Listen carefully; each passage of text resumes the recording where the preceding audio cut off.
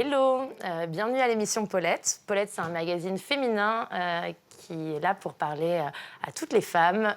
Et aujourd'hui, on a cette émission sur Click pour justement parler de sujets qui peuvent tous nous concerner. Et on a invité des jeunes femmes et des femmes inspirantes qui vont débattre aujourd'hui sur le sujet de la confiance en soi. Donc on est ravis d'être parmi vous pour cette première émission. Moi, je suis Irène Olzac, je suis la créatrice du magazine Paulette et je suis ravie d'être entourée de ma première clique Paulette pour cette première émission. Juliette, je te laisse présenter la clique. Ça marche. Du coup, on a Lina. Du coup, tu as 19 ans. Tu es étudiante encore. Tu as fondé le webzine Vraie Meuf et tu es journaliste. Ouais. Emira. Bravo à toi. Bravo. On va tous c'est elle de congrès. Emira, tu as 26 ans. Tu as fondé Je suis décomplexée. C'est ça. Et félicitations. Merci. Moi, tu es également Instagrammeuse. C'est ça. Sur lequel tu fais des petites humeurs, des petites blagues un peu tous les jours. C'est un vrai plaisir de te suivre sur les réseaux. Merci. Si tu as besoin de bonne humeur, suivez Emira. Agnès, bonjour. Bonjour. Agnès, 59 ans. Tu es chef maquilleuse, c'est ça? Oui, Modèle. oui. Qu'on a et dernièrement retrouvé dans Paulette, puisque Agnès a posé dans le dernier numéro de Paulette. C'est comme ça aussi qu'on s'est rencontrés. Avec grand plaisir. C'était bien. Et Cathy, tu as 42 ans et tu es restauratrice Oui, depuis 18 ans. oui, c'est ça. Et on te connaît surtout par rapport à Season, le restaurant que tu as depuis 3 ans et demi, c'est ça? 3 ans et demi, ouais. Un restaurant que vous retrouvez à Paris. Et Juliette? Ah oui, et moi je suis Juliette, j'ai 26 ans. Et du coup, je suis rédactrice en chef de l'émission Paulette. Super, on est hyper contente, les filles, de vous recevoir pour cette première émission. On a un peu une première question pour lancer le débat, justement, puisque la confiance en soi, c'est ce dont on va parler. La question, c'est... Qu'est-ce que c'est pour vous, en fait, la confiance en soi? Qu'est-ce que ça signifie? Chacune votre définition, en fait. Alors, la confiance en soi, c'est... Déjà, c'est hyper vague. C'est assez complexe comme sujet, c'est assez complexe comme thème. Déjà, c'est jamais quelque chose d'acquis. Je pense que ça vient par vague, comme tout sentiment, tu vois. Genre, des fois, tu te lèves le matin, t'es grave à fond, t'as hyper confiance en toi, tu sais que tu vas sortir, que tu vas être un flic, que tout va être parfait. Des jours, pas du tout. Ça dépend aussi des personnes. Et c'est vraiment ce truc, en fait, de s'aimer et de se dire, OK, je suis moi, je suis super contente d'être moi et voilà, genre vraiment, tu vois, c'est le self-love, c'est l'amour de soi, en fait. C'est ça, pour moi, la confiance en soi. Trop bien. Cathy, c'est quoi pour toi la confiance en soi? Alors, pour moi, avec les années, parce que j'ai un peu construit ma confiance en moi, mais principalement professionnelle avec les années. Et c'est plutôt suivre mon intuition. Alors, je ne sais pas si, comme Lina, j'ai encore pas réussi, par contre, à me dire que je m'aime et que, etc. Mais par contre, je réussis à me lever et à me dire que je suis fière de ce que je fais et que, surtout, je suis contente de ce que je fais et que je me sens à ma place, en fait. Et du coup, ça me donne confiance en ce que je fais et ce que j'ai réalisé, quoi. Super. Agnès? La confiance en soi, à un certain âge, pour moi, c'est se rapprocher le plus possible de son désir, d'être bien avec soi. Et ça ouvre des portes. Et aussi, c'est se rapprocher de ce qu'on a le plus envie de faire, qu'on n'ose pas toujours, plus jeune. C'est beau. Eh bien, vous avez tout dit. Très bien, je termine comme ça. Pour moi, ça va être personnel. Du coup, moi, je l'ai construite moi-même, ma confiance. C'est vrai que la confiance en soi, il y en a qui l'ont petit, d'autres pas. Nos complexes, c'est parfois lié aussi à notre enfance. Alors du coup, il y a une ligne conductrice. Enfin, je veux dire, tout est lié. Et moi, je sais que je n'ai pas reçu l'encouragement et la confiance. On m'a pas donné la confiance plus jeune. Du coup, je me suis battue toute seule pour avoir confiance en moi. Et souvent, c'est quand on me disait « bah non, débrouille-toi ». Alors du coup, je le faisais. Je pensais que c'était difficile. Et finalement, j'y arrivais seule et j'avais confiance en moi. Donc, je sais pas si j'ai répondu à votre question, mais C'est carrément une réponse. Ok, alors je suis contente.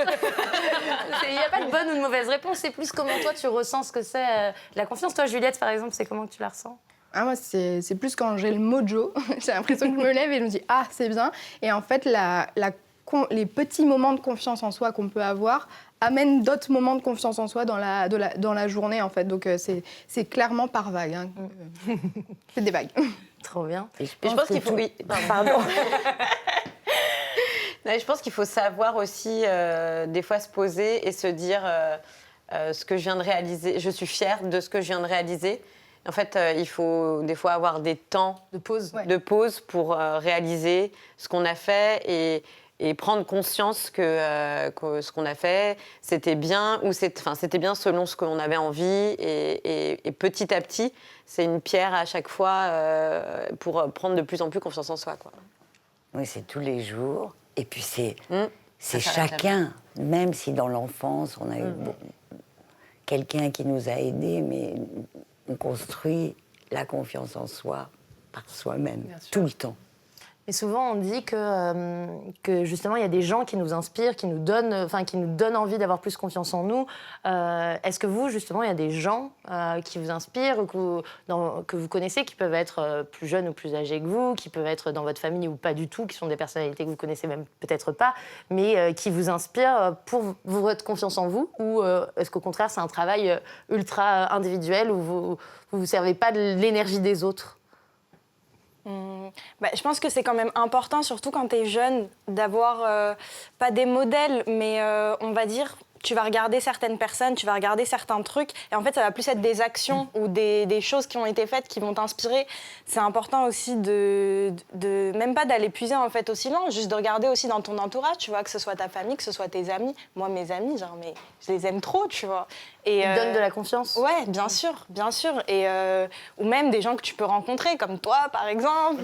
Voilà, c'est vraiment. Je pense que c'est vraiment ce truc de puiser dans les gens ce que tu kiffes, tu vois. Après, faut pas tomber genre non plus dans. Tu vois, le problème des gens, par exemple, qui vont être hyper inspirés par quelqu'un ou quoi, c'est qu'ils vont se dire, il faut que je sois comme cette personne pour avoir confiance en moi. Et non, en fait, parce que avoir confiance en toi, c'est pas genre te trouver belle ou te trouver moche, c'est te trouver toi et être OK avec ça, tu vois. Que ce soit belle de l'intérieur ou de l'extérieur, hein, c'est pareil. Mais ouais, voilà, je pense que c'est important de puiser même dans des rencontres, quelqu'un que tu vas rencontrer, que tu vas voir une fois dans ta vie, tu vois. Et ouais, je pense que, enfin voilà, en tout cas pour moi, c'est comme ça que je conçois les choses. Il y a des gens, toi, Emira, qui t'ont aidé, ou au contraire, c'est un chemin que toi tu fais toute seule, où il y a des gens que tu regardes et qui te donnent envie d'avoir plus confiance? Non, moi, ça a été mes jobs. Ouais. En fait, j'ai arrêté l'école très jeune. Ouais. Très très jeune, à l'âge de 14 ans, et je suis très vite rentrée dans le monde du travail. Okay. Et du coup, j'évoluais dans le bon sens et je me disais, ok, t'as peut-être pas eu de diplôme, t'as pas fait de grandes études, mais t'arrives quand même à discuter avec les gens, d'avoir de vraies conversations. Je suis hyper curieuse de base et du coup, non, moi, ça a été mes jobs. Okay. C'est mes jobs qui m'ont... L'expérience que tu prends, en fait, finalement, la confiance professionnelle. C'est hyper intéressant, la confiance professionnelle, parce que, justement, c'est une des parts sur lesquelles, souvent, j'ai l'impression, après, c'est que mon point de vue, mais qu'en tant que femme, comme on est un peu le challenger dans la société, c'est au départ, on nous demandait pas d'avoir confiance en nous, plutôt l'époque et l'histoire nous a plutôt demandé de pas trop en avoir. Et donc du coup, on s'est raccroché au travail énormément pour se dire la première confiance qu'on va avoir, c'est celle d'apprendre, c'est celle de la connaissance, c'est celle de réussir. Et que finalement, on a des fois plus confiance dans le boulot qu'en perso. Bizarrement, je sais pas, toi, qu'est-ce que tu en penses par rapport au boulot? Justement, tout à l'heure, tu disais ça. Donc, moi, je pense qu'il y a deux parties, justement. On peut avoir extrêmement confiance en soi dans le travail et ne pas forcément l'avoir dans sa vie perso. C'est deux choses complètement différentes. Moi, dans le professionnel, je me suis construite avec mes expériences et je me suis découverte aussi, comme exemple. Je pensais que j'étais quelqu'un, si on me disait que j'avais mal fait, que je travaillais pas bien ou quoi que ce soit, à la base, je pensais que j'étais quelqu'un qui allait m'effondrer et c'est tout, et rien faire. Et en fait, je me suis rendu compte que je me battais énormément, et justement pour prouver aux personnes, et que finalement, ça, c'était des petites batailles aussi contre moi-même. Et tout ça, ça m'a donné confiance.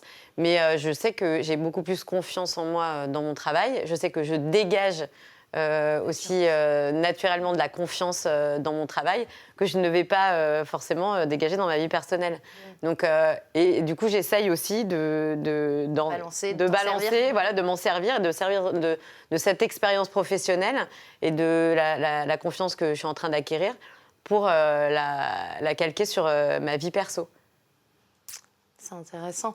Mais justement, moi, la confiance, je la diviserais un peu en deux parties. Je trouve qu'il y a la confiance qu'on a vis-à-vis de notre corps ou de notre apparence, ou justement le côté out, ce à quoi on ressemble, que ça touche au maquillage, à nos cheveux, à notre look, à tout, même l'histoire, le sujet des poils. Tout ça, c'est l'extérieur, finalement, l'enveloppe. Et puis ensuite, tu as la confiance de oser prendre la parole, oser s'exprimer sur un sujet qui nous touche ou qui nous révolte, savoir, je sais pas, négocier son salaire, ou dire quand on n'a pas pris de plaisir au lit. C'est juste oser, en fait, prendre la parole. Là aussi, ça demande de la confiance. Ces deux sujets-là, c'est des sujets très, très différents et hyper complémentaires. Mais justement, vous, comment vous vous positionnez d'un point de vue déjà confiance out? C'est quoi votre rapport à votre apparence? Comment vous travaillez la confiance par rapport à l'enveloppe extérieure, on va dire, et celle qu'on renvoie aux autres au premier abord quand on rencontre quelqu'un? Je voulais juste ajouter une chose, c'est que la confiance en soi, elle est construite avec tous les messages d'amour que l'on reçoit, ou les messages qui encouragent de qui que ce soit, quelqu'un dans la rue qu'on va croiser, ou d'une amoureuse ou d'un amoureux, mais c'est ça qui aide à la consolider. Pour moi, c'est beaucoup ça. Et alors, c'était quoi la question? La question, c'était justement comment, par exemple, toi, Agnès, je peux me permettre de tutoyer? Bien sûr. Comment, toi, par exemple, tu travailles sur la confiance en toi extérieure? C'est-à-dire, sur justement, tu es toujours ultra lookée, tu es modèle. C'est un vrai truc, quoi, de travail de l'image. Mais c'est aussi le fait d'être modèle qui m'a beaucoup aidée à accepter l'âge que j'ai, les rides, le corps qui s'en va. À partir de quand tu as commencé justement à faire de la photo? À partir du moment où j'étais vieille. Et c'est quand ce moment? Voyez, il doit y avoir une dizaine d'années. Ça a été tout doux et puis ça s'est accéléré cette année. Et du coup, justement, qu'est-ce que tu trouves dedans, dans cette pratique justement de modèle photo, en tant que femme, dans le travail de ta confiance? Déjà, on nous déguise, alors on se retrouve un peu petite fille, donc ça fait du bien. Ensuite, les gens sont mélangés, il y a beaucoup de jeunes, ils sont pleins d'imagination et tout, donc ils vous emmènent sur quelque chose où, voilà, on a le droit d'exister dans tout, avec n'importe quoi, la couleur qu'on a, les croyances qu'on a, et voilà, et vous êtes acceptés. C'est pas un milieu qui fait des cloisons. Un milieu sans jugement, quoi. Voilà, donc ça aide beaucoup. Et puis après, évidemment, l'expérience et les rencontres et la vie et la personne avec qui vous vivez, ça vous aide aussi. Bien sûr, l'entourage. Oui, tout à l'heure. Et ce qu'on vous dit, parce qu'il y a des relations amoureuses qui abattent la confiance en soi, et puis il y en a d'autres qui la développent et qui font qu'elle s'épanouit. Donc je vous souhaite de rencontrer la deuxième. Et Mira, ça m'intéresse d'avoir ton point de vue. Est-ce que tu as créé ce mouvement Je suis décomplexée, qui est un compte Instagram finalement où tu postes des photos ultra inspirantes sur que ce soit le body positivisme, la diversité, des beautés qui sortent de la norme classique qu'on a eu l'habitude de voir justement dans les magazines féminins depuis des années. C'est quoi ton point de vue sur justement la confiance en soi d'un point de vue extérieur, en fait, l'apparence, quoi? J'ai reçu pas mal, je recevais pas mal, ou je reçois toujours des messages en me disant, voilà, je me compare toujours aux autres. C'est vrai qu'on a des codes de beauté aujourd'hui, c'est souvent les mêmes. Et ça complexe certaines filles, certaines personnes, même les garçons. Et du coup, j'en avais marre de voir toujours ces filles très lisses, parfaites, sur les réseaux sociaux, parce que ça joue beaucoup aujourd'hui, les réseaux.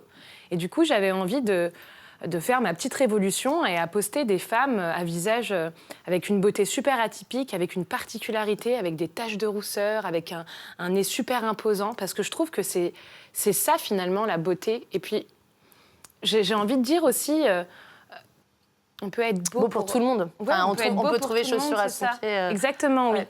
Et ben c'est surtout le cas, c'est mon cas. J'ai mon chéri qui me trouve super belle sans maquillage, alors que je passe mon temps à me maquiller dans la salle de bain, je mets 4 heures et il me dit bah t'es horrible. Alors ça me donne confiance en moi. Et puis avec le temps, j'ai appris à moins me maquiller, à plus me maquiller du tout, parce que la personne avec. Alors que j'aime le maquillage, hein, attention, mais ce truc-là, m'accepter moi-même. Sans make-up, et ça me fait du bien. Du coup, je transmets ce truc-là à ma communauté. Ouais. C'est génial. Et justement, toi, c'est le concept un peu de vraie meuf, de mettre en avant des filles sans maquillage, je crois. Alors, raconte comment ça t'est venu et pourquoi, en fait, je pense que c'est important. En fait, vraie meuf, c'est arrivé parce que voilà, moi, je fais partie de cette génération où très très tôt, on était sur les réseaux sociaux. Donc au collège, en fait, on était déjà sur Instagram, Twitter. Alors que moi, au collège, j'ai mon premier téléphone, c'est un Nokia 3310. On a Snake, et c'est tout. Voilà, dès le collège, t'es confronté à ça. Dès le collège, tu vois tout le temps, tu passes en fait ta journée sur ces réseaux sociaux. Donc tu passes ta journée à regarder toutes ces personnes parfaites. Et à cet âge-là, t'as pas le recul aussi pour te dire que cette personne-là, en fait, elle a retouché sa photo et elle a passé 4 heures avant à se préparer, et que le matin, quand elle se réveille, elle ressemble pas à ça. Et on a tellement été... Et qu'il y a la lumière et les filtres. Et les filtres. Et les filtres. Oui, et les Faut filtres. pas dire. Et voilà, et donc on prend pas ce recul-là et on se dit, moi aussi, j'aimerais bien être comme ça. Et peut-être que si j'étais, je sais pas, peut-être que si j'étais belle comme ça ou que si ma vie était aussi cool, peut-être que moi, ça irait mieux, que j'aurais plus confiance en moi ou que je serais plus heureuse dans ma vie. Sauf qu'en fait, c'est pas ça, c'est un job d'avoir un Instagram comme ça. Et vraie meuf, c'est un peu venu aussi de ça, c'est venu, voilà, même de copines que je côtoyais et que je me disais, ces filles-là, elles sont trop cool et on va jamais parler d'elles, en fait. On va jamais parler d'elles parce que voilà, surtout au début des réseaux sociaux, pour réussir, quand t'es une fille, il fallait être belle. Il n'y a pas d'autre choix. On peut pas, tu ne réussis pas si t'es pas belle, genre. Ou alors on va continuer à dire, mais regardez, elle a réussi alors qu'elle est pas belle. Tu sais, Elle a un mec, elle est pas belle. Et en fait, voilà, c'était une sorte de ras-le-bol. Et je me disais, voilà, je vais créer le truc que j'aurais voulu voir quand j'étais plus petite. Et donc, vraie meuf, voilà, c'est des portraits de femmes. Et c'est de tout, en fait. Il n'y a aucun critère. C'est-à-dire que ça part vraiment de la modèle qui a tourné dans le dernier clip de je sais pas qui, à la jeune étudiante qui a raté son année, qui sait pas trop ce qu'elle va faire l'année prochaine, et elle parle un peu de ses passions. Mais voilà, c'est une manière de dire... T'as pas forcément besoin d'avoir un projet, d'être genre une girl boss ou d'être quelqu'un d'une femme incroyable ou super belle pour avoir ta place, en fait. C'est ça. Et le côté sans maquillage, c'était justement pour suivre, en fait, ce côté un peu... vraie meuf, si on enlève le filtre social. Donc quand t'es dessus, t'es sans maquillage parce que pourquoi? C'est le moment où t'as plus ton filtre social. C'est le moment où, voilà, t'as pas de maquillage, c'est ça, t'es vraiment toi. Parce qu'on n'est pas là, sans maquillage. C'est de la télé, on ne pouvait pas. On n'est pas maquillée. Je comprends pas pourquoi tu dis ça, moi je me réveille comme ça. Voilà, c'était être sans maquillage. Et voilà, il y a des filles, par exemple, sur Vraie Meuf, qui vont dire, moi j'adore le maquillage, c'est toute ma vie, mais sur le site, elles sont pas maquillées, tu vois. C'est vraiment ce truc. T'as déjà des filles qui ont dit, non, je le fais pas.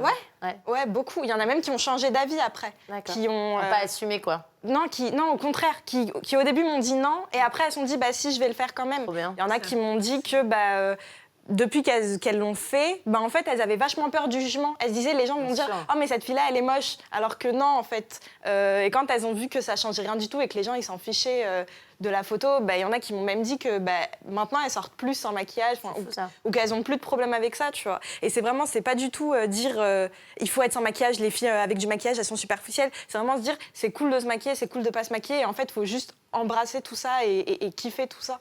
Et voilà, et je pense que voilà, notre confiance en soi, elle se construit aussi par la représentation. Moi, j'ai jamais vu une fille où je me suis dit, waouh, elle me correspond parfaitement et je veux ressembler à elle, tu vois. parce qu'il n'y avait pas, C'était normé, pas de diversité, il n'y avait pas de, voilà, il y avait pas forcément de filles. Moi, je suis maghrébine, donc du coup, il n'y avait pas forcément de filles maghrébines qui avaient un délire qui me plaisait. Et visible, juste. c'est tout simplement ça, visible en fait. Les médias ont souvent représenté qu'un seul stéréotype de femme. Et donc ouais, voilà, ça passe aussi par la représentation. C'est pour ça aussi que je fais Vraie Meuf, tu vois, parce que je me dis, ok, s'il y a au moins une meuf qui est passée dessus, qui a vu et qui s'est dit, ah mais en fait j'ai trop ma place dessus et je suis normale, bah c'est bon, le taf est fait, genre j'ai réussi, tu vois. C'est beau ce que tu fais, C'est bravo. un peu même le constat que tu as eu, toi, quand tu as créé Paulette. C'est parce que tu ouais. voyais pas que tes copines, ton entourage pouvaient être aussi dans un média.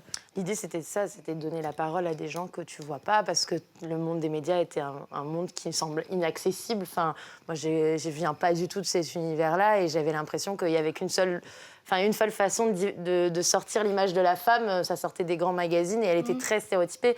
Et c'est vrai que je trouve ça... Enfin, c'est la démarche que tu as, finalement, c'est une démarche assez naturelle. Et à l'époque, c'est d'ailleurs pour ça que les blogs ont émergé. C'est-à-dire qu'Internet a amené aussi cette vague de naturel, parce qu'au départ, les blogs n'étaient pas comme ils sont aujourd'hui, où tu voyais des vraies meufs, justement. Tu étais là, ah, mais je peux m'identifier à elles, que tu ne voyais pas dans les magazines, parce que dans les magazines, tu avais soit des célébrités, soit des nanas, effectivement, assez stéréotypées. Donc oui, c'était un constat, et c'est pour ça qu'aujourd'hui, tout le monde a pris la parole sur les réseaux et qu'il y avait un ras-le-bol. Mais à contrario, du coup, c'est créer une nouvelle célébrité et une nouvelle pression, justement, avec l'arrivée des réseaux, quant à la représentation. Parce qu'on n'avait pas de représentation avant. Maintenant, c'est overdose de représentation. Parce que finalement, tout à l'heure, tu parlais des beautés atypiques, etc. Et aujourd'hui, tout ça devient très à la mode. On nous parlait tout à l'heure en off, il y a des meufs qui se font tatouer leurs taches de rousseur, alors qu'avant, tu complexais d'en avoir. C'est hyper intéressant. Justement, c'est quoi ton point de vue, justement, sur ce truc C'est super, hein. Moi, je trouve ça génial, parce qu'il y a la diversité, mais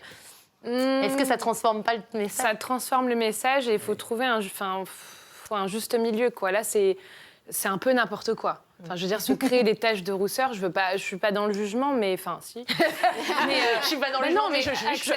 Acceptons-nous, accepte-toi. Enfin, t'en as pas.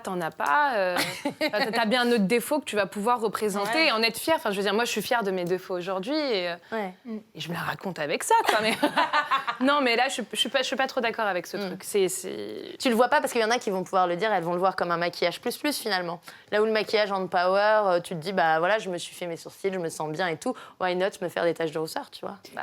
Oui, mais le maquillage, ça doit être éphémère. Le corps, il a le droit d'être nu, enfin le visage et le corps.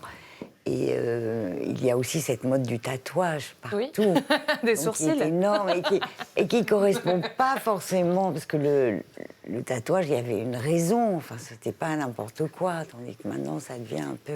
Mais vous ne trouvez pas que justement, ces nouveaux moyens qu'on a, parce que par exemple, la chirurgie esthétique, avant, c'était ultra décrié, c'était mal vu, tu avais fait de la chirurgie, tu étais un paria. Aujourd'hui, finalement, il y a de plus en plus de femmes qui assument d'en faire un petit peu de temps en temps, des petites choses, et elles se disent, bah, ça build up ma confidence, je me sens bien comme ça, pourquoi j'aurais pas le droit justement d'en faire un peu?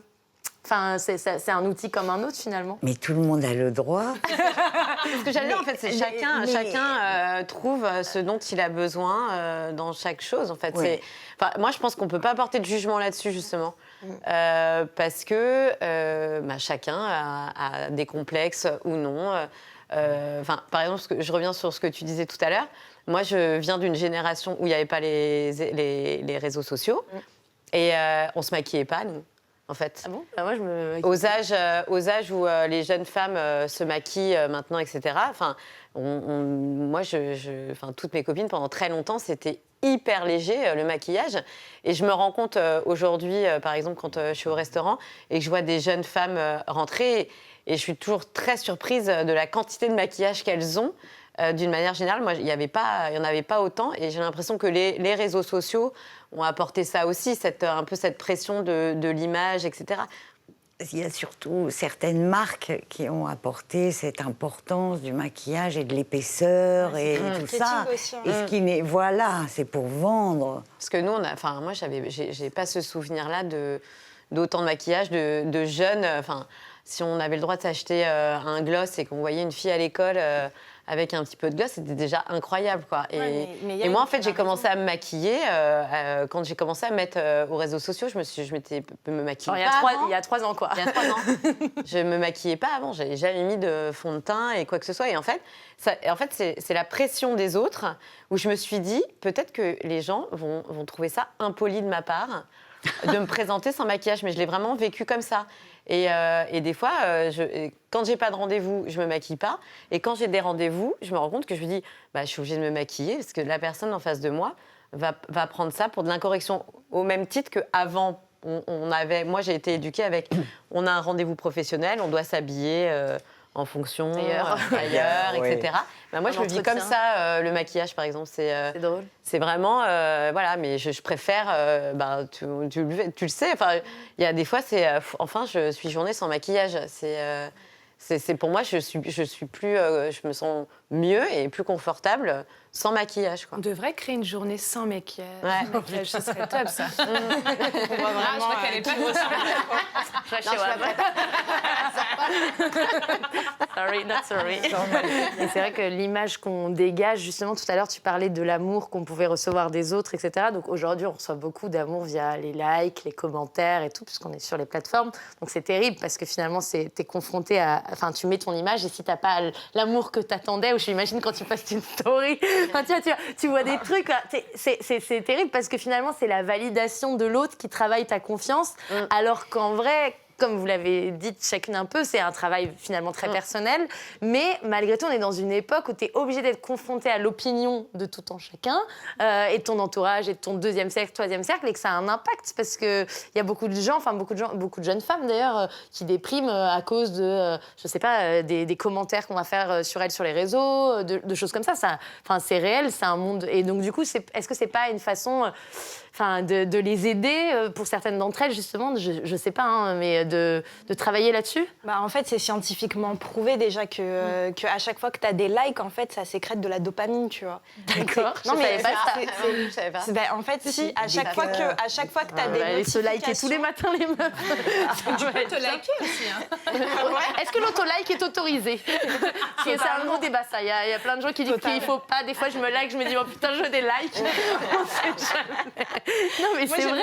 Quand le nombre, ça c'est mon côté un peu, t'arrives à un zéro, peu mathématique, tu vois, le nombre, et genre tu sais, t'es à 99, tu rajoutes juste toi ton petit like, tu vois. Mais les gens savent que c'est toi. Tu vois. Il y a marqué Lina a liké. J'ai le droit d'aimer ma propre photo, tu vois. On devrait tous liker nos propres photos. C'est pour ça que tu la postes en même temps. Mais ouais, non, il y a ce truc de la reconnaissance des autres, mais il faut pas que... C'est une arme à double tranchant, parce que si ta confiance en toi, elle se construit que sur ça, le jour où ces personnes-là, ou cette personne-là part, tout s'effondre. Donc il faut avoir son truc à soi. Enfin, je veux dire, faut pas que ce soit trop... une relation unique. Faut que ce soit équilibré, en gros. Il faut pas que ça se repose totalement sur ça, mais c'est sûr que moi, par exemple, quand j'ai commencé mes trucs, les premiers retours que j'ai eus, c'était des retours d'inconnus. Et c'est des trucs qui m'ont donné une force incroyable. Genre, voir ça. Ou même, moi, la plupart de mes amis, c'est des mecs, tu vois. Et il y avait des fois, il y avait une fois où j'étais arrivée en cours et je n'étais pas maquillée et un truc tout con, j'ai dit ouais, en plus aujourd'hui j'ai une sale tête, je suis pas maquillée. Il m'a dit ah bon, parce que d'habitude t'es maquillée, tu vois. Donc en fait, eux ils ne le remarquent même pas, tu vois. Et juste ça m'a fait du bien aussi. Donc oui, c'est important de... Enfin, c'est vrai que ça aide à construire, mais il ne faut pas se construire uniquement sur ça, je pense. Enfin, je sais pas, toi, Agnès, ce que tu en penses. Mais je parlais des messages d'amour directs ou des choses... Mais c'est direct. Vous rencontrez quelqu'un... Oui, enfin, je parlais pas des réseaux, là. Ouais. Mais c'est vrai que les likes aussi nous aident à continuer et à tenir aussi. Mais moi, je parlais de la confiance en soi avec... les rencontres... Les interactions dans in real life. Oui. Il faut être bien entouré, je pense que... L'entourage, si tu reçois de l'amour au quotidien, de tes proches, mais oui, totalement, c'est ça. Mais c'est ça le plus important. Des encouragements pour continuer, pour y aller, et tout ça, ça aide. Hein. Bien sûr. Donc en gros, il faut donner de l'amour aux gens qui nous entourent pour que les gens se sentent bien en eux. Ça participe à... C'est un peu ça que vous dites. Oui, et leur donner l'image aussi de quelqu'un qui prend soin de soi. Donc ça aide tous les autres, tout l'entourage, je crois. Je suis d'accord. Toi, Amira, tu poses beaucoup de vidéos justement où tu es face caméra, où tu racontes des anecdotes, des fois purement fictives, humoristiques, des fois personnelles. Faut sacrément avoir de la confiance en soi. Cathy et moi, je sais qu'on en parlait. On a beaucoup de mal, on le fait une fois tous les 10 ans, de se filmer et de dire un truc. J'en ai fait un juste avant le tournage de cette émission, en mode j'étais en panique et tout. Comment, justement, toi, est-ce que ça t'aide à prendre confiance en toi? Est-ce qu'au bout d'un moment, tu t'en fous? Parce que c'est quand même un truc de se filmer face caméra et de raconter un truc à plein d'inconnus. En plus, t'es énormément suivi. J'imagine que tu dois recevoir tout plein de types de messages chelous ou pas. Oui. Comment t'abordes ce truc-là, quoi? Tu vois? Honnêtement, j'y pense même pas. Et c'est ça qui est ma force, c'est que je me pose pas du tout de questions. Quand j'ai commencé mes vidéos, j'avais un ras-le-bol de tout. J'en voulais à la terre entière, j'en voulais aux hommes, j'en voulais à ma famille. J'avais une très grande colère et j'avais besoin de m'exprimer, ce que je vous racontais. Et du coup, ça a été mon moyen d'expression.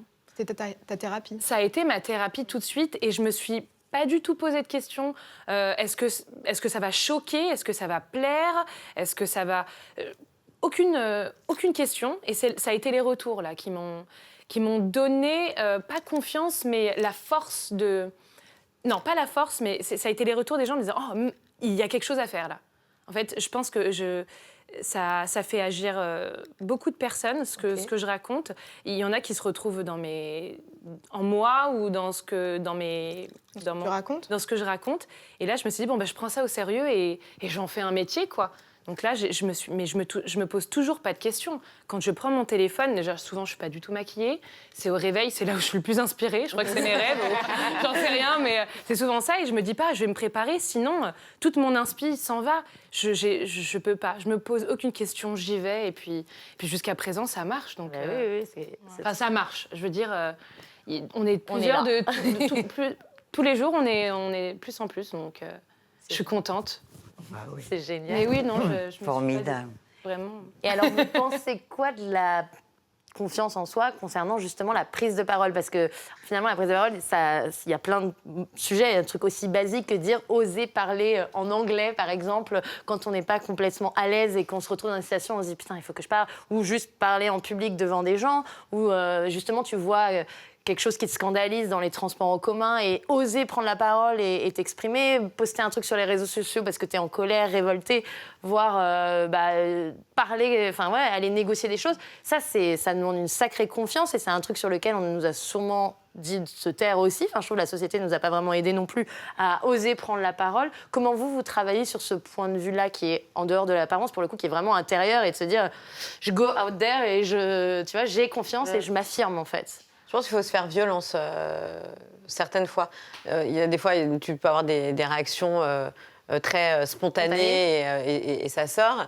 Et il y a des fois où tu te poses la question, mais tu as tellement envie de réagir et il faut se faire un petit peu violence. Et du coup, ça te construit aussi quand tu réussis. Tu réussis pas à chaque fois, mais quand tu réussis à te faire violence et que finalement tu dis ah mais finalement j'y suis arrivée et ça c'est des petites victoires à chaque fois qui construisent ta confiance, mais c'est pas facile. C'est pas facile de construire sa confiance et justement il faut pas rester sur ses acquis et juste dire moi j'ai pas confiance en moi, etc. Je pense que comme on expliquait au départ, à l'origine il y en a qui gagnent de la confiance avec de la famille, etc. Mais on a tous des degrés chacun différents et je pense que si on a envie de gagner de la confiance, il faut se faire un petit peu violence et se battre un peu contre ses démons et contre soi-même pour se la construire soi-même. Et je pense qu'on est... Voilà, et après, c'est que de la fierté, finalement, à chaque fois qu'on arrive à passer des petites étapes. Pas contre soi-même, avec soi-même. Avec soi-même. C'est vrai qu'on a tous, finalement, des facilités sur certains secteurs qui sont, du coup, notre zone de confiance. Hein. Moi, j'ai jamais eu vraiment la peur de parler en public. Enfin, tu vois, j'étais à l'aise. Donc, c'est pas là ma zone d'inconfort. Mais ma zone d'inconfort, elle sera sur d'autres plans, par exemple. Et du coup, quand tu arrives sur ce terrain-là, c'est quand même vachement plus compliqué, tu vois. Et comment tu fais pour, justement, te dire... je vais aller m'exprimer, je vais aller dire le truc quand c'est dans des sphères personnelles, par exemple, des choses comme ça, je sais pas. Vous n'avez pas de souci avec ça, vous êtes à l'aise, vous dites tout ce que vous pensez, ça sort tout le temps. Totalement. Mais après, on sait que moi, je sais que je suis pas seule. Donc, je veux dire, je suis pas seule. En fait, encore une fois, il faut être bien entouré. Quand on est seul dans sa vie, on peut faire des erreurs, mais quand on se reçoit là, un exemple tout bête, les grandes blogueuses, les grandes youtubeuses, elles ont fait des petites bêtises et du coup, toute leur communauté s'est retournée contre elles. D'accord. Et à ce moment-là, elles étaient seules pour affronter ça. Alors que quand tu es confiant, c'est que tu sais que derrière, tu as tes piliers. Moi, je sais que j'ai mes frères et sœurs qui sont hyper...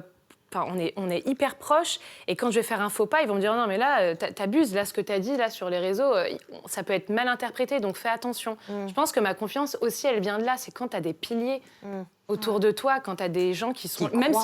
qui croient en vous et que vous aimez. C'est ça. Et même si t'as fauté, mais t'es pas toujours... Ils sont bienveillants. T'es pas toujours entouré. T'imagines, t'es dans le métro, il y a un mec qui vient, il tient un propos raciste devant toi, par exemple. Comment tu as la confiance de te lever et de dire, mais ta gueule, en fait. Non, mais des fois, tu ressens le chose, mais tu sais, il y a beaucoup de choses qui ont prouvé qu'il y a eu des agressions où les gens sont tous restés paralysés alors que tout le monde aurait voulu aider.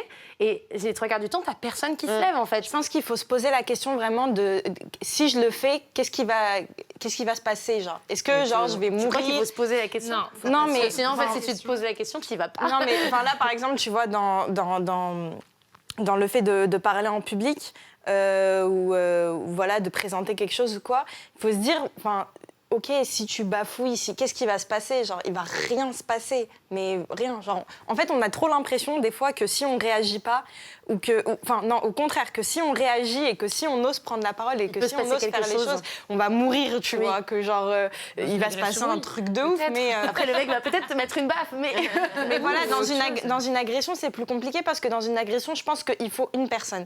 À partir du moment où il y a une personne qui se réveille, en fait, les gens vont la suivre, tu vois. Les gens, ils ont un instinct grégaire, ils suivent les autres. Donc, s'il y a une personne qui se réveille, tout le monde va faire derrière ouais, tu vois, genre un peu, pour caricaturer le truc, mais s'il y a personne. Mais souvent, il y a personne. Il faut se dire, c'est moi la première et les gens vont me suivre. Faut pas avoir peur de ça. Pas forcément. Mais il faut se dire que voilà, s'il y a personne qui l'a fait, il faut que ce soit toi la première personne qui le fait. Et en fait, il y aura toujours quelqu'un qui va faire attention derrière. Donc se dire qu'en vrai, t'es jamais vraiment seul, même si les gens, tu les connais pas, que t'es pas dans ta zone de confort où il y a ta famille, tes amis, tes followers, j'en sais rien, des gens qui sont bienveillants pour toi. Même si t'es dans un environnement comme ça un peu hostile, il y aura forcément des gens pour te soutenir, quoi. Je pense que toujours. Pas toujours, non, parce que moi, j'ai assisté à des agressions. Je me suis faite plusieurs fois agresser aussi. Il y a des gens qui n'ont jamais bougé, mais au moins... je dis pas que j'ai sauvé des vies, pas du tout, mais loin de là. Mais il y avait un couple de touristes devant moi qui se faisaient voler leur portefeuille. Ils bougeaient pas, ils étaient tétanisés. Le fait juste d'avoir crié, ça a engendré plein de choses et ça s'est arrangé finalement. Mais je veux dire... personne l'a fait à part toi, en plus. Personne l'a fait. Mais en fait, c'est toi, la personne qui est derrière ces personnes-là. C'est du courage. Finalement, c'est du courage. Après, mon cas, il est peut-être particulier parce que j'en avais marre de me faire agresser dans le métro parisien.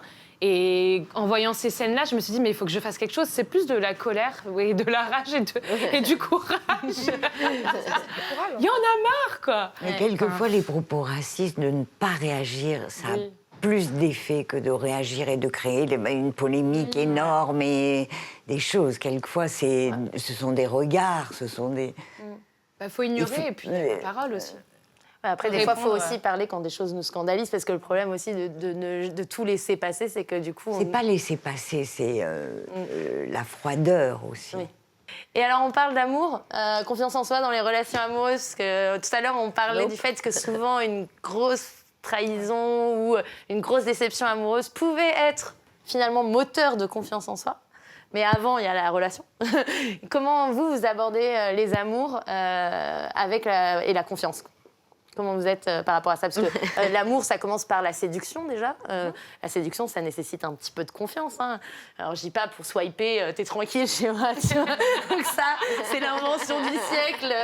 T'as pas besoin d'être ultra confidente. Tu dis que tu vas pouvoir parler qu'à la personne qui t'a validé. Est-ce qu'un swipe amène vraiment à la... Enfin, ça dépend après de ce que tu veux, mais je pense que c'est très très rare quand même qu'un swipe amène une vraie relation après. Il y a énormément de gens. relations. Aujourd'hui, c'est prouvé. Attention, débat. Non, mais c'est vrai qu'il y a beaucoup de couples qui se sont rencontrés grâce à des applis parce que l'époque change et que les gens gèrent aussi leur temps différemment. Après, c'est pas la seule façon, heureusement, mais c'est prouvé que c'est des nouvelles façons de se rencontrer. Mais ce que je veux dire, c'est que quel est le rapport justement à la confiance en soi dans la relation amoureuse? Enfin, comment vous l'abordez? Est-ce que ça a un rapport avec votre confiance en soi en général? C'est-à-dire, je me sens bien dans mes baskets au boulot, donc je suis à l'aise. Tout à l'heure, toi, tu disais qu'au contraire, d'un point de vue perso, c'était plus difficile. Est-ce que, comment vous l'abordez en fait, ce truc? La séduction, vous trouvez qu'on parlait tout à l'heure de l'apparence, du maquillage, finalement tout ça, ça joue un rôle ou pas? À un moment donné, la personne en face te connaîtra, quoi. Donc autant être soi-même tout de suite. Ouais, c'est ce que je me dis vraiment. Genre, je préfère, ouais, exactement. Je préfère qu'on me voit, genre, par exemple, si un mec me plaît, je préfère qu'il me voit d'abord dans mon pire état et après, et après dans le meilleur plutôt que l'inverse, en fait. Bien sûr. Parce que c'est bon, tu vois, le plus gros sera passé, on va dire. Et après, genre, au contraire, quand il te verra dans ton meilleur état, entre guillemets, il se dira, mais en fait, il te verra encore plus belle que ce que tu es, tu vois. Parce qu'il aura Tu déjà seras la même, plus pourtant, intelligente. pourtant. Elle avait l'air conne, en fait, elle est pas. Moi, En fait, elle est smart. Non, mais ouais, c'est intéressant aussi parce que Piège. parce qu'on est aussi dans une période où voilà, genre on a tout très vite, on a tout ce qu'on veut en un clic et construire une relation maintenant, c'est beaucoup plus difficile qu'avant, je pense, parce que voilà, on est vraiment dans ce truc d'instantané, tu vois, et Supermarché. d'instantané, d'apparence aussi beaucoup. Et ouais, pour moi, ça prend du temps. C'est intéressant, on parlait d'authenticité. Finalement, rester soi-même, c'est ça. c'est la plus belle confiance. C'est ça. quoi. C'est ça, parce que si la personne ne t'aime pas pour toi-même, en fait, ça sert à rien. C'est mort, en fait. Mais c'est dur parce que dans le jeu de la séduction, il y a un jeu des apparences, il y a un jeu de... Tu vois, c'est un peu comme les pans là, qui ouvrent leur truc, ou bien les oiseaux qui se font une petite danse nuptiale. Enfin, il y a quelque chose où tu es un peu dans le... Non, mais c'est vrai, tu es un peu dans le paraître, chacun joue son petit game. Enfin, il y a un truc... En général, ça aboutit à rien, tout ça. Des fois, ça termine sous la couette quand même. Hein. Non, mais alors attention, oui, non, je parlais pas de ça. Mais ça aboutit à pas forcément une longue relation. Parce que je dis pas que c'est fake, mais je veux dire, tout ce jeu-là, il est fatigant. Ça fait partie du jeu quand même, non? Ouais, mais tu peux être séduire justement en étant toi-même. Et je trouve il y a des hommes qui adorent les femmes super naturelles, qui vont être... Il y a des mecs qui adorent les meufs super cons, par exemple. Ça les excite, ça les fait kiffer. Enfin, super cons. Mais je veux dire... Ça veut dire quoi? on peut tellement plaire aux hommes en étant nous-mêmes. Et un exemple tout bête, moi, je ne parle pas anglais. Et pendant longtemps, à l'école, j'étais hyper complexée de ça. Alors qu'aujourd'hui, j'ai mon mec en face, et s'il y a personne qui parle anglais, je dis tout de suite non, mais je comprends pas. Enfin, chose que j'aurais pas pu faire avant. Et ben voilà, tout de suite, j'annonce la couleur, je suis pas bilingue. Donc ça passe ou ça casse, et tout de suite, je ne veux pas perdre de temps. Et parce qu'il y a un succès ailleurs. Oui, aussi. Qui vous aide à dire, bon, moi je parle pas anglais, mais je suis quand même célèbre. Oui, oui. Alors, non, mais j'ai d'autres qualités. Mais voilà. Dire, je préfère pas. C'est pas que j'expose mes défauts. Ce qui est déjà bien. C'est différent. C'est pas l'art littéraire. Mais je veux dire, c'est vrai que je dis pas que je mets en avant tous mes défauts, mais je préfère être vraiment moi-même pour le coup, parce que ensuite, je trouve qu'il y a des... Tu peux tellement séduire en étant toi-même. Bien sûr, mais c'est important de le dire. C'est pour ça que je pose la question, parce qu'il y a beaucoup de jeunes femmes qui pensent aussi qu'il faut jouer un rôle. Enfin, en plus, après, ça dépend des cultures aussi. Mais en France, peut-être que je pense qu'on est plus nature. Je pense que c'est un truc qui est plus lié à notre culture. Mais par exemple, tu vois, aux États-Unis... Les nanas, c'est énormément chichi, mais parce qu'elles ont l'impression qu'elles sont obligées de passer par justement cet appareil. Enfin, beaucoup d'entre elles, je veux pas faire de catégorie, pas faire de catégorie, mais c'est vrai que tu sens que culturellement, on leur a appris qu'elles devaient cocher justement tout bien avant un date. Même nous, avant un date, il y a quand même la pression. Est-ce que tu dois être épilée? Est-ce que ceci? Est-ce que cela? L'apparence, elle joue finalement mine de rien dans la séduction quand même. Il y a une forme de pression. Après, c'est fantastique quand tu arrives à t'en détacher et te dire je viens comme je suis, comme au McDo, tu vois, genre tranquille. Mais en vrai, après, ça dépend la du pression, date elle aussi, est toujours là. On peut être soi-même maquillée. Ah non, mais c'est pas Parce ça. que quelquefois, il y a toujours des trucs par rapport au maquillage, mais on peut être soi-même maquillée. Bien sûr. Oui, oui, mais totalement. C'est Et pas totalement. le naturel, voilà. Oui, non, mais mais je c'est parlais plus même pas de naturel make-up, hein. dans la manière Voilà. d'être. Dans la façon d'être, Dans la de pas se filtrer, quoi. Ne pas se filtrer. de pas jouer un rôle, parce qu'en fait, quand tu commences à rencontrer quelqu'un et que tu commences à jouer un rôle, Ah oui. tu sortiras jamais de ce rôle. Et le jour où tu vas continuer à rentrer dedans et ça va être de pire en pire en pire. La chute, le cacheton. Et après, C'est Oh mon horrible, Dieu. t'es pas à l'aise. c'est ça. Et en fait, un jour, ton vrai toi va ressortir et la personne va faire mais c'est qui ça tu vois. Je la connais C'est pas. Ton côté c'est ça, je racaille. pensais pas que. Faut tout balancer dès le début, comme ça c'est bon. Et s'il aime pas, il y en aura d'autres.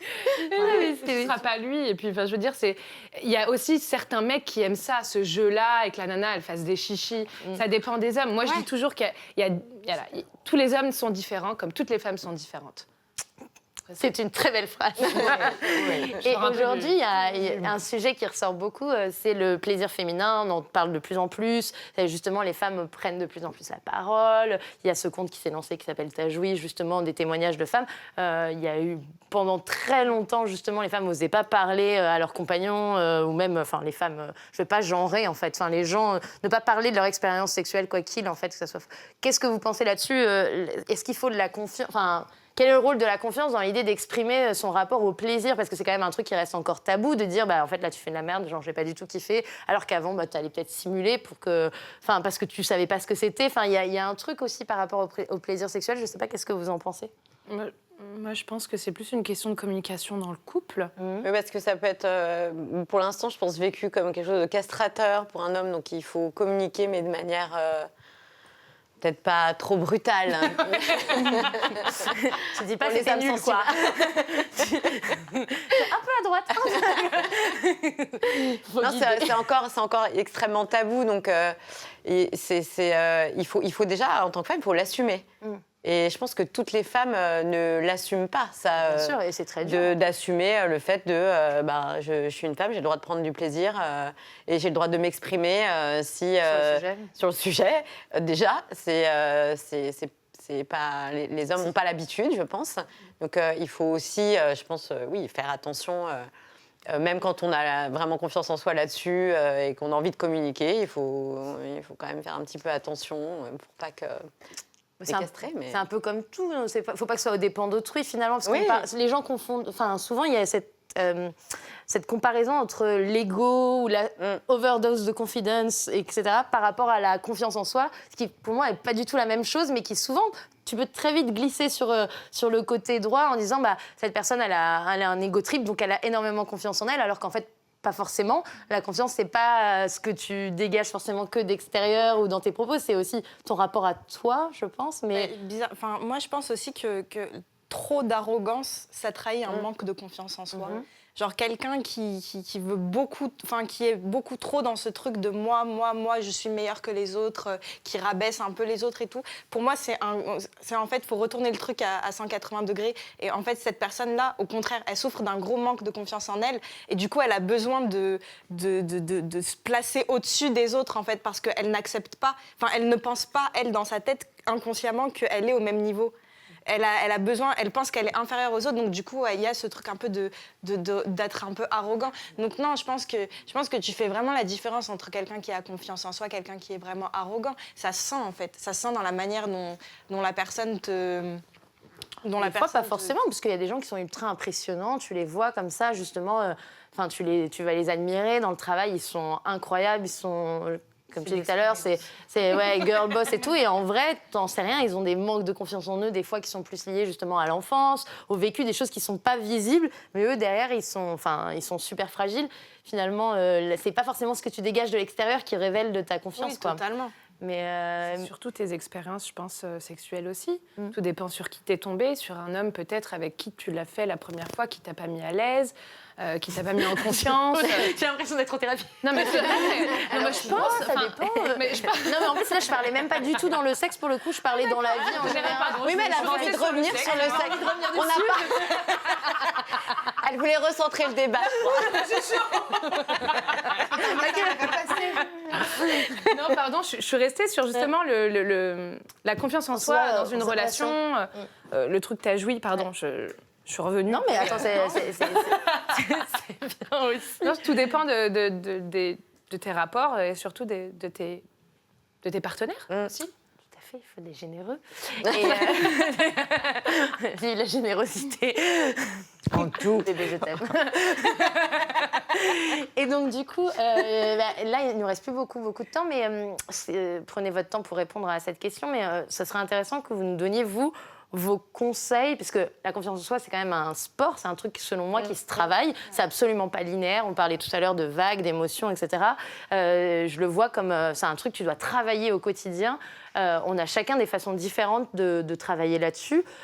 Quels sont, vous, vos tips, mais personnels, pour justement booster ces journées où vous vous réveillez, vous sentez que ça va pas du tout et que vous avez envie juste de renverser la vapeur, quoi. Alors, Si certaines d'entre vous, ça vient... Moi, je pense déjà, il faut accepter aussi les jours où on se sent pas bien et où on n'a pas confiance en soi. On est toutes pareilles. On n'est pas toujours... si on dit j'ai confiance, on se réveille pas toujours de la même manière. Il faut accepter, comme ça, comme tu disais au début de la conversation, un peu de fluctuation aussi. Moi, si je parle en mon nom, il y a aussi, avec l'âge, il y a des moments différents dans la vie. On peut avoir très jeune confiance, ça peut baisser, ça peut revenir. Enfin, c'est pas quelque chose, comme tu disais, qui est acquis tout au long de sa vie.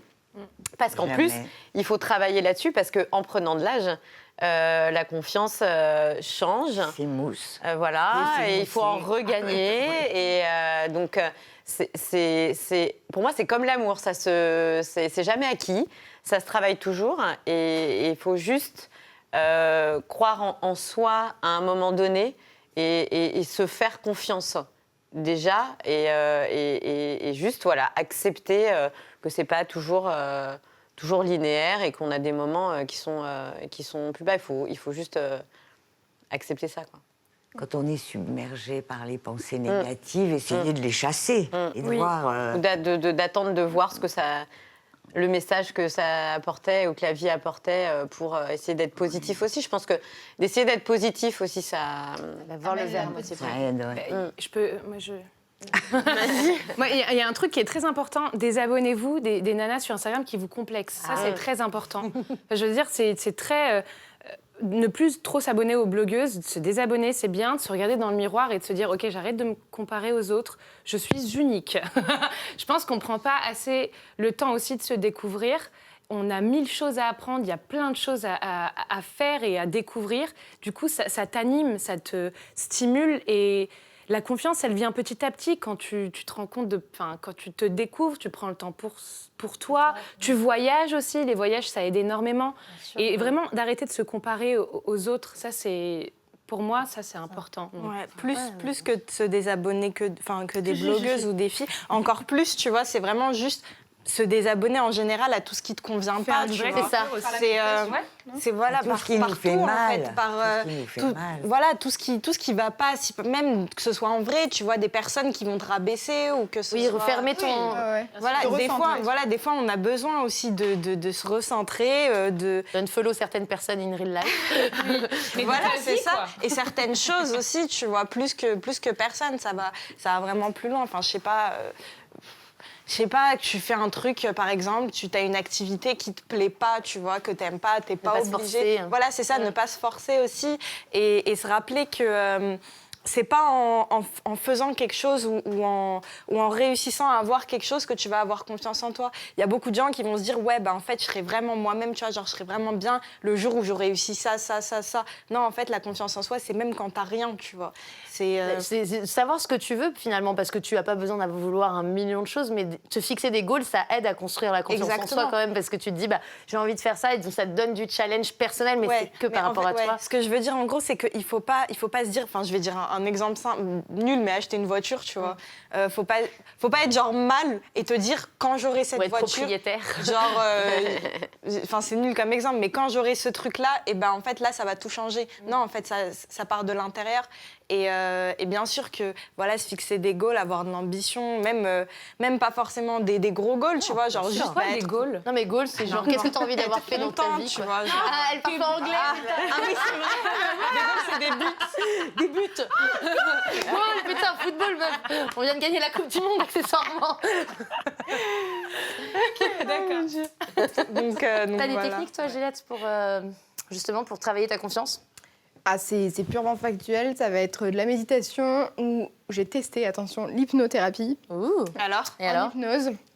Incroyable.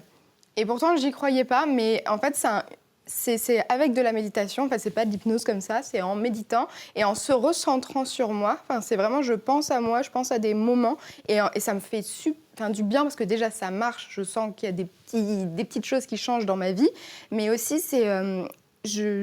c'est moi-même en fait. C'est un moment, c'est 1 heure où c'est juste moi et franchement, ça fait du bien quoi. Ouais, je suis d'accord. Il faut être C'est bienveillant rare. avec soi-même. Exactement. Déjà, je pense. On apprend à être C'est ça. bienveillant envers soi-même Ça éclabousse pour être en les plus autres. bienveillant C'est beau, envers ça. les autres. Exact. Et c'est vrai que c'est rare qu'on prenne du temps pour soi. On est dans... Et quand tu fais une vraie pause, même tout à l'heure, tu parlais des pensées négatives. Moi, je sais que c'est un truc, la méditation, ça m'aide aussi pour ça. C'est que tu nettoies finalement de ton esprit toutes les pensées, parce qu'on a des millions de pensées à la seconde qui nous perturbent, qui nous amènent dans telle ou telle vibe. Et finalement, tu recrées une énergie que tu choisis. Et moi, je sais que je me crée une bulle d'énergie qui est la mienne et je veux qu'elle soit positive, parce que c'est comme ça que j'avance. Et dès lors que l'énergie, c'est très communicatif, c'est-à-dire que tu rigoles, je rigole, mais genre tu m'agresses, tout le monde est tendu, tu vois. Et c'est vrai que finalement, te créer une énergie, une sorte de... Moi, je vois comme une bulle, tu sais, je visualise une sorte de cercle d'énergie autour de moi. Cercle d'or. Ouais, voilà, doré, tu vois. Et je me dis, ce truc-là, je laisse personne le perturber, tu vois.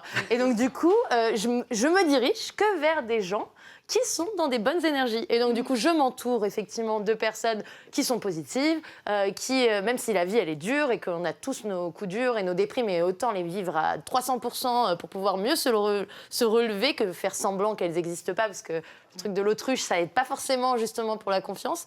Mais s'entourer de gens...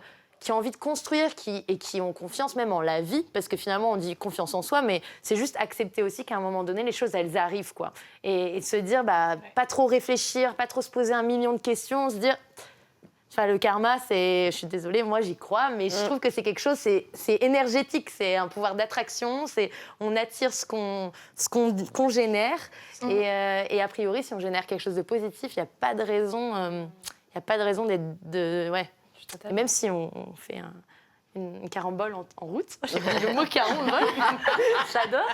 C'est juste français, c'est français. Tant que c'est pas anglais, ça c'est... Parce que Mire n'a pas compris la moitié des mots que tu as dit dans la... À tout à l'heure. Unfollow. Voilà. Donc on va terminer là-dessus, je pense. J'avais envie de vous dire merci d'être là pour cette première émission. Et je pense que si on doit peut-être dire un message aux gens qui nous regardent, parce que je pense que dans les personnes qui vont nous regarder, il va y avoir des personnes de tout âge, il va y avoir, je pense, certainement beaucoup de femmes, j'espère aussi des garçons. Quel est le dernier message que vous aurez envie de faire passer, un conseil, un truc, partage d'expérience, si vous avez un dernier mot à partager justement aux auditeurs, j'allais dire auditeurs, lecteurs, téléspectateurs de Click. Bilingue ou...